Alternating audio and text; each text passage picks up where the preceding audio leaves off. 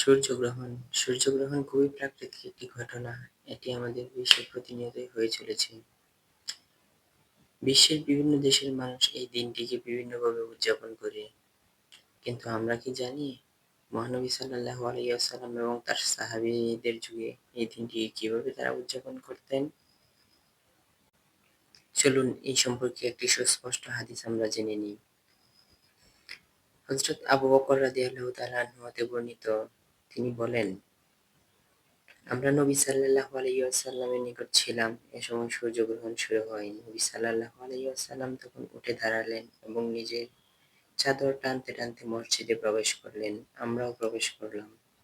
তিনি আমাদেরকে নিয়ে সূর্য প্রকাশিত হওয়া পর্যন্ত ২ রাকাত সালাত আদায় করলেন। অতঃপর নবী সাল্লাল্লাহু আলাইহি ওয়াসাল্লাম বললেন, কারো মৃত্যুর কারণে কখনো সূর্যগ্রহণ বা চন্দ্রগ্রহণ হয় না। তোমরা কখনো সূর্যগ্রহণ দেখবে, তখন এ অবস্থা দূর না হওয়া পর্যন্ত সালাত আদায় করবে এবং দোয়া করতে থাকবে।